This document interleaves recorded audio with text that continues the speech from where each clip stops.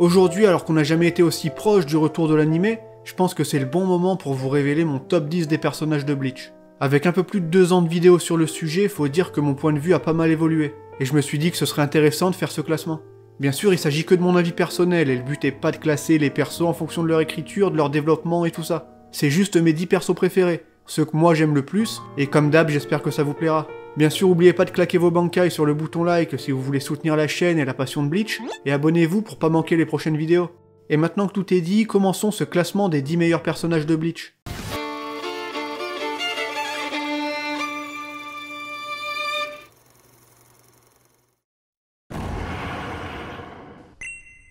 On débute ce top avec le personnage de Rukia Kuchiki, détentrice du Zanpakuto le plus stylé de l'histoire. Que dire, ses relations avec Ichigo, avec Byakuya, avec Renji ou encore Inoue, que des masterclass pour moi. Symbole de maturité pour le héros, c'est en partie grâce à elle que celui-ci parviendra à évoluer, notamment lors de l'arc Shinigami remplaçant. Pour moi, c'est dans cet arc qu'elle est à son prime, même s'il y a plein d'autres bons moments avec le personnage. Son caractère me fait trop rire, et sa façon de parler aux humains, ça me termine. En plus, elle forme un très bon duo avec Ichigo, en faisant office de grande sœur un peu tarée, mais extrêmement attentive à ses proches. Le moment sous la pluie où elle voit son frère trucider Ichigo est tellement mythique en vrai, et c'est un peu à partir de là que le monde de Bleach commence à réellement s'ouvrir. Je sais pas si vous vous rappelez de la première fois où vous avez vu Byakuya et Renji, mais moi j'étais comme un malade en voyant ça à l'époque. Ses relations avec ces deux personnages sont juste trop cool et très bien dépeintes, et viennent encore sublimer sa relation avec Ichigo, qui après avoir été aidé par Rukia va désormais lui rendre l'appareil en bouleversant son monde à jamais. Et son discours envers un Ichigo en déprime lors de l'arc à Rancard font partie des scènes que je préfère avec Rukia franchement. Par contre, le combat contre Aroniero, j'avoue que c'est pas un de mes préférés, et pour moi, même en manga, il dure un peu trop longtemps. Si on parle baston, celui que je préfère, c'est clairement celui avec Aznot. Encore un moment giga attendu dans l'anime. Et je force avec ça, je sais, mais à chaque fois que j'écris des trucs du genre, je me souviens que l'anime arrive bientôt et que c'est réel, du coup voilà, désolé. Mais sérieux, ça va être trop bien. C'est déjà ouf en manga, mais en anime, y a moyen de faire un truc de fou dangereux avec ce fight et le bankai de Rukia à la fin. Sans parler de la conclusion de sa relation avec Byakuya. Et même si on peut dire que le perso est un peu mis de côté parfois, pour moi elle reste une des icônes de Bleach, qui mérite facilement la 10e place.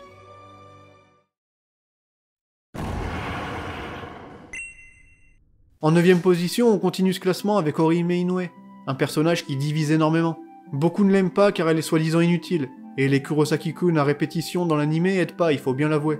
Mais c'est souvent de la bouche des anime only qu'on entend ces remarques, puisque dans le manga, le personnage d'Orihime est selon moi bien mieux traité. Tout comme Ichigo, Kubo met l'accent sur son humanité, et c'est un personnage féminin auquel il est très simple de s'identifier. Et si vous avez vu ma vidéo sur elle, vous savez que je l'apprécie pour ce qu'elle représente, notamment pour Ichigo, même s'il faut bien admettre que son évolution déçoit un peu à partir d'un certain moment.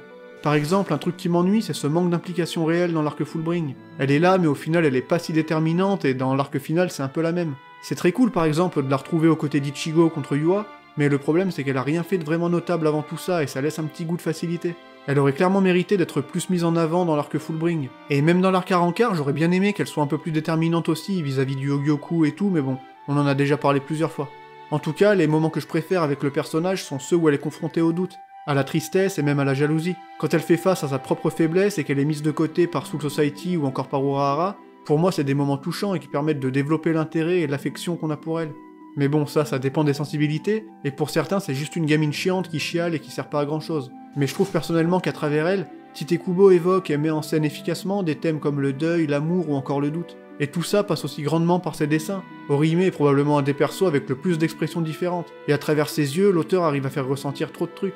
Tout ça pour dire que pour moi c'est top 10, et si vous voulez mon point de vue global sur le personnage, vous pouvez aller voir sa vidéo dédiée sur la chaîne.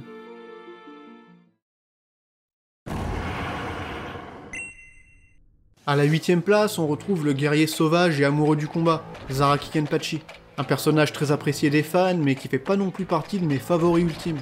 Sans parler de son style de fou et de ses prouesses au combat, un des trucs les plus intéressants avec lui est sa relation avec Yachiro, sa vice-capitaine dont l'identité réelle est dévoilée lors de l'arc final. Kubo avait d'ailleurs laissé pas mal d'indices là-dessus tout au long de l'histoire, et franchement le moment où Kenny dévoile enfin son Shikai restera à jamais un moment mémorable de Bleach. Et quand je pense qu'on va bientôt voir ça en animé, je sais je le dis à chaque fois, mais vous savez à quel point j'ai hâte de ouf. Et c'est pareil pour l'affrontement avec Unohana, qui est un peu l'élément déclencheur au final et qui permettra enfin au capitaine d'évoluer et de réellement devenir le Kenpachi. Mais le truc qui m'intrigue le plus, c'est ce qu'ils vont faire du combat face à Grammy, parce que là ça pourrait être vraiment magistral. Ce combat c'est littéralement le moment de Zaraki sous les projecteurs, tout le reste est là pour mettre en valeur sa puissance et sa badassitude, donc va pas falloir se rater. Enfin bon, je parle beaucoup du dernier arc avec l'anime, mais Zaraki a toujours été un personnage giga badass dès sa première apparition. Le premier combat avec Ichigo, c'est un classique, avec la fin où il chiale à cause de sa faiblesse pendant ce fameux dialogue très révélateur avec Yachiru. En faisant office d'obstacle infranchissable pour le héros à ce stade de l'histoire, il lui fait comprendre que s'il veut accomplir son but, il aura besoin de beaucoup plus de puissance. En plus, la pression qu'il met avant le combat crée vraiment une atmosphère giga stressante. Et comment ne pas évoquer le combat avec Neutra, un fight bien bourrin qui fait partie de mes préférés puisqu'il représente parfaitement le côté bestial et sauvage de deux guerriers qui vivent pour se battre. Enfin, pour parler un peu de sa personnalité, elle me fume. Entre menaces de mort au pif et discours sur la puissance, il fait souvent preuve de sauvagerie mais aussi de noblesse parfois. Et les passages comiques avec le personnage marchent vraiment bien je trouve. Surtout quand il interagit avec d'autres Shinigami, franchement le mec en a rien à foutre. En bref, un perso parmi les plus mémorables de l'œuvre et que je place à la 8ème position de ce top.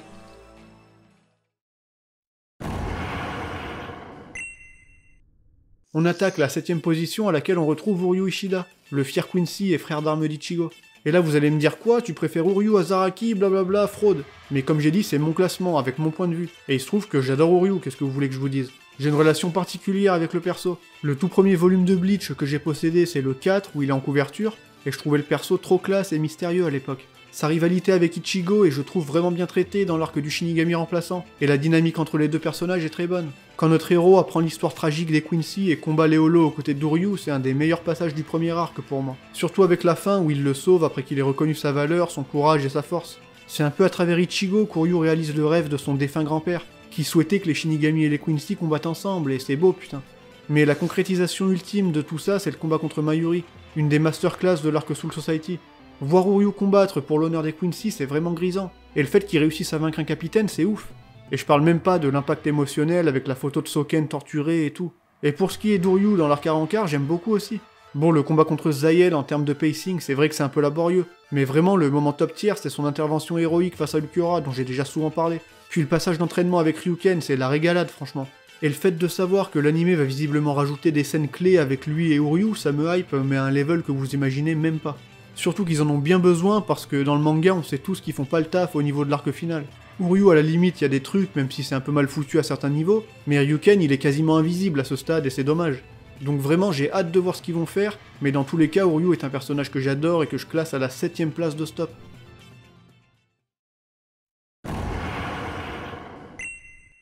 La 6ème position de ce classement revient à Sosuke Aizen, le méchant emblématique de Bleach, ancien capitaine de la 5ème division et troller légendaire.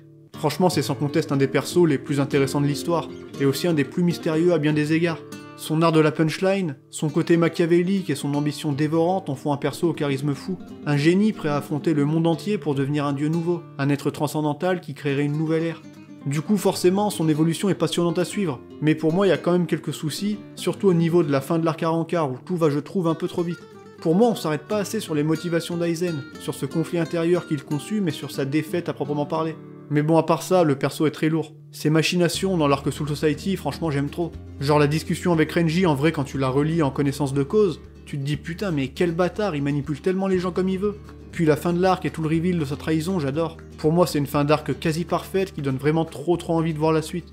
Avec ça, pas étonnant qu'Aizen soit si populaire. Et le voir humilier le camp Shinigami dans la bataille de Karakura, c'est la folie. Faut dire qu'on a vraiment attendu longtemps avant de le voir en action. Mais à partir du moment où il rentre dans la bataille, ça arrête pas. Puis il faut reconnaître que le gars a fomenté pendant des siècles un plan de malade. Et c'est quand même quelque chose qui force le respect quelque part. Tromper toutes les instances du monde des âmes pendant aussi longtemps, c'est pas rien. Et forcément, avec ça, on comprend à quel point le gars est balèze.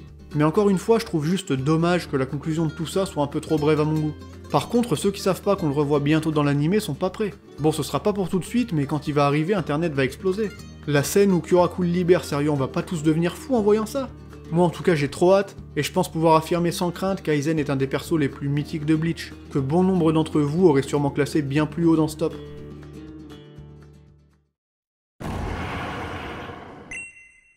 La 5ème position revient à Byakuya Kuchiki, capitaine de la 6ème division et chef d'une des grandes familles nobles.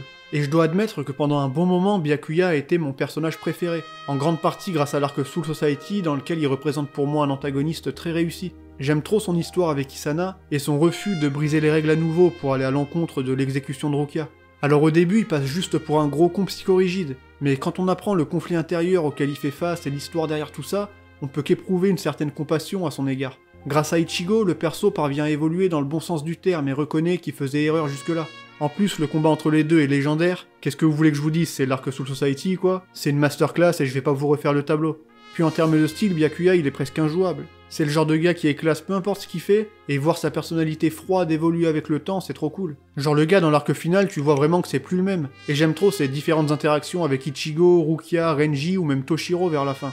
Bon après il y a le cas As-Note, est-ce qu'il aurait dû mourir etc. Mais bon ça peu importe, ça vient pas ternir mon amour pour le perso, même si pour moi, sa mort aurait pu aussi apporter pas mal de choses. Et un truc que j'ai pas trop mentionné jusqu'à présent, mais qui vraiment fait aussi la diff chez moi pour Byakuya, c'est son seiyuu, Ryotaro Okiayu. Le mec est juste trop fort et retranscrit parfaitement la noblesse et la prestance du capitaine à travers sa voix je trouve. En clair, Byakuya est un personnage que j'adore dans l'univers de Bleach, et aujourd'hui je le classe facilement parmi les 5 persos que je préfère dans l'œuvre.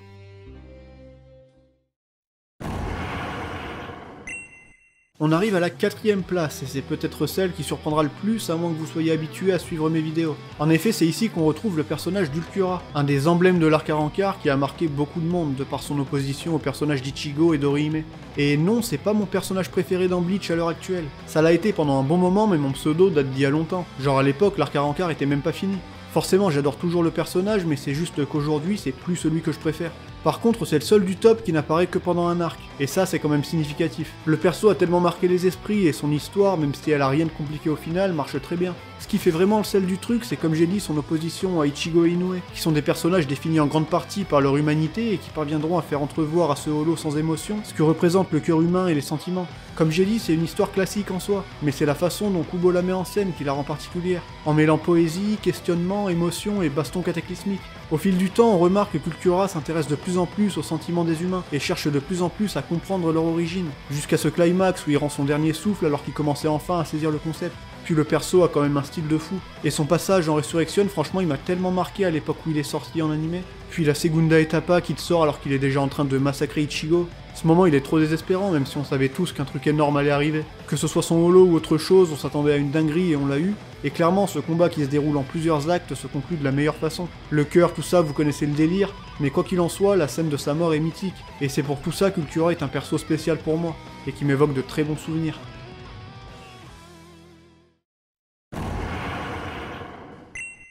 Et c'est enfin l'heure du podium avec les 3 personnages que je préfère dans Bleach, à commencer par Kisuke Urahara. Lui, je pense qu'on sera tous d'accord pour dire que c'est un des meilleurs persos, que ce soit en tant que mentor pour Ichigo ou en tant que cerveau et combattant d'exception. C'est le genre de perso qu'il est difficile de ne pas apprécier. Le mec dose parfaitement entre humour, bizarrerie, mystère, badassitude et intelligence, et à aucun moment il en fait trop. C'est pas comme Satoru Gojo par exemple. Mais bon, ça c'est une autre histoire. Je l'ai déjà dit plusieurs fois, mais en ce qui concerne les Bankai, celui que j'avais le plus envie de voir était celui de Kisuke. Alors bon, il arrive très tard, mais quel plaisir quand même. Bon, c'est sûr que ça aurait pu être mieux, mais c'était déjà pas mal, et on en verra sûrement un peu plus dans l'animé. Quoi qu'il en soit, c'est surtout sa personnalité nonchalante et son côté giga stratège qui me font vraiment apprécier Urahara. Le mystère autour de lui est aussi vraiment bien géré, et à certains moments on pourrait presque douter de sa bienveillance, surtout lors de ses premières apparitions. Mais c'est lui qui la plupart du temps débloque la situation grâce à son génie scientifique, que ce soit en créant des portails vers les autres mondes, en inventant toutes sortes d'objets ou médicaments super utiles, ou en analysant les forces adverses pour prévoir des milliers de stratégies dans le but d'assurer la victoire. Et en écrivant ça, je pense à cette fameuse planche où il dit à Askin que c'est la guerre mon gars, on n'est pas là pour rigoler. Comme j'ai dit, le perso est souvent drôle, voire même gênant des fois. Mais malgré sa nonchalance, il a su s'imposer en tant que capitaine et a grandement contribué à l'essor technologique de Soul Society.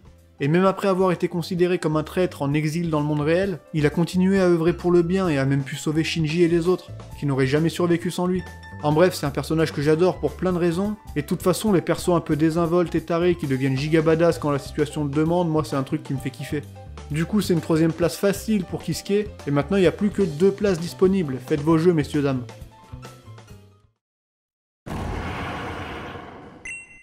À la 2ème place, on retrouve Ichigo, le héros de l'histoire. Lui c'est simple, plus le temps passe, plus je l'apprécie. Et je trouve que c'est un protagoniste particulièrement intéressant et atypique. Évidemment, c'est lui l'emblème de Bleach, et c'est un plaisir de le voir se développer au fil de l'histoire, en apprenant de plus en plus sur lui-même et sur ses origines. Comme pour Orihime, j'aime beaucoup le voir galérer, douter et se questionner, et je trouve que c'est très simple de s'identifier à lui en tant que lecteur. Pareil, le fait qu'il ait pas d'objectif précis à part protéger ses proches, et le fait qu'il évolue à la base dans le monde réel, ça le rend encore plus humain, et c'est pareil pour les problématiques qu'il rencontre. L'arc Fullbring illustre parfaitement ça, avec un Ichigo en déprime qui s'enferme un peu dans le mensonge avant d'admettre que la perte de ses pouvoirs lui est insupportable. Puis le côté délinquant au grand cœur à la Yusuke Urameshi, moi ça me parle direct, et on va pas se le cacher, Tite Kubo s'est pas mal inspiré de Yu Yu Hakusho en dessinant Bleach. Enfin bon, il y aurait tellement de moments à évoquer pour Ichigo, et vu que ça fait un bon moment maintenant que je l'ai découvert, ben forcément la nostalgie entre aussi en compte, et c'est un peu comme si c'était un frère. En plus, son background dans l'arc Shinigami remplaçant est aussi très touchant, avec la perte de sa mère, la culpabilité dans laquelle il s'enferme, ou encore le désir qu'il gagne de protéger sa famille. C'est le genre de truc qui permet de rapidement tisser un lien avec le personnage principal, en prenant un peu de temps pour nous montrer les bases de ses origines et d'où il tient ses motivations. Pas comme avec Yuji Itadori par exemple, mais bon, ça c'est une autre histoire. Et si on parle un peu bagarre, pour moi c'est simple, j'aime la majorité des combats d'Ichigo dans le manga, à commencer par l'arc Shinigami remplaçant et le combat contre Grand Fisher par exemple. Ensuite, l'arc Soul Society où il affronte des adversaires de plus en plus dangereux, c'est énorme aussi. À la limite, ce que j'aime pas, ce serait plus dans l'arc final avec le pseudo-combat contre Askin et l'ultime bataille contre Yua qui est bien trop courte. Bref, même si c'est vrai qu'Ichigo est pas énormément présent dans l'arc final, ce qui peut paraître un peu bizarre quand même, pour moi ça reste quelqu'un que j'adore voir évoluer et interagir avec les autres personnages du manga. C'est donc la deuxième place pour la fraise, et quand je pense qu'on le revoit dans à peine quelques jours, j'ai juste envie de tout casser.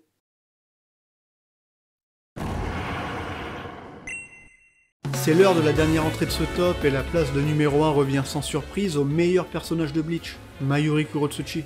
La plupart d'entre vous le savent, mais c'est le perso que je préfère dans l'œuvre pour plein de raisons, et c'est aussi le personnage favori de Tite Kubo. Comme pour Urahara, l'actuel capitaine de la 12e division est un scientifique de génie, mais aussi un grand excentrique. Il n'a que faire de la morale et n'est motivé que par une chose, le progrès scientifique et les expériences. Et ça on le voit très bien lors du combat contre Ryu, où il sacrifie sans scrupule ses propres soldats dans le but de piéger ses ennemis. Je l'ai dit plus tôt, mais j'adore ce combat où l'on découvre un capitaine horriblement cruel, égoïste et détestable. Avec lui, on voit clairement que tous les Shinigami ne sont pas forcément vertueux, mais sa défaite face à Uryu va quand même bien le secouer. Et une fois qu'il devient un véritable allié, le personnage prend une toute autre envergure. L'exemple parfait, c'est son intervention face à Zayel Owekomundo, qui met l'humour, malaise, combat scientifique et discours sur la perfection qui pète la classe. À partir de là, le perso me fume à chaque apparition, et Ryusei Nakao, qui est son seiyuu et qui fait notamment la voix de Freezer dans Dragon Ball, correspond parfaitement au rôle. Un autre truc que j'adore avec Mayuri, c'est ses origines et le fait qu'il ait été enfermé dans une prison spéciale, alors qu'il avait commis aucun crime. Cette prison, appelée le Nid des Asticots, est tenue par la 2e division, et elle a justement pour but de garder captifs les êtres qui pourraient potentiellement devenir des menaces. Et quand on voit Mayuri dans sa cellule pour la première fois, j'ai juste trop de peine pour lui. Regardez sa tête, le pauvre. Imaginez on vous enferme au pif sous prétexte que vous pourriez foutre la merde. Heureusement, une fois libéré par Kisuke, il intégrera la 12e division pour ensuite en prendre les rênes. Et même s'il maîtrise pas vraiment l'art du sabre, son Zanpakuto est très dangereux, et c'est surtout son génie scientifique et sa personnalité un peu malsaine qui en font un Shinigami particulièrement redoutable. Tout ce côté scientifique permet de pallier ses propres faiblesses, et on peut clairement dire qu'il fait partie des MVP lors de l'arc final. Il a sauvé la situation plusieurs fois et empêché la mort de bon nombre de capitaines, en plus d'avoir capturé des Sternritter et d'avoir même battu un membre du Schutzstaffel. Il joue un rôle crucial au sein du camp Shinigami, et au cas où vous l'auriez oublié, on va bientôt voir tout ça en animé. J'ai encore du mal à le croire, mais bon, on y est presque et je suis sûr qu'on sera pas déçus. En conclusion, Mayuri est vraiment le personnage qui me fait le plus kiffer dans Bleach à chaque apparition. Que ce soit pour sa morale un peu ambiguë, son excentricité, ses combats ou encore son obsession pour ses recherches. C'est vraiment un personnage qui se démarque au sein des capitaines, qui sont déjà tous des persos uniques en leur genre, et aujourd'hui c'est facilement mon perso numéro 1, le meilleur personnage de Bleach. Et c'est avec ça qu'on va pouvoir conclure ce top 10 de mes persos préférés. Bien entendu, avec 10 places, vous vous doutez bien que je peux pas faire rentrer tout le monde, mais rappelez-vous que j'aime tous les persos du manga. J'aurais par exemple pu inclure des persos comme Shinji, Kyoraku ou Isshin, ou même Nemu ou aussi le trio du désert, mais pour le coup on n'a qu'à dire que c'est des mentions honorables. Et maintenant je suis impatient de lire vos propres top 10 en commentaire pour voir à quel point ils sont différents, et pour voir quels sont les persos qui reviennent le plus. Bien sûr, j'espère comme toujours que la vidéo vous aura plu, et si vous êtes encore là à ce stade, merci infiniment à vous. Je le répète, mais je suis trop pressé d'être en octobre pour pouvoir faire des reviews de l'animé. On va essayer de faire un truc propre, donc j'espère que vous serez au rendez-vous, et en attendant, moi c'est là-dessus que je vous dis vive Bleach, et à la prochaine tout simplement.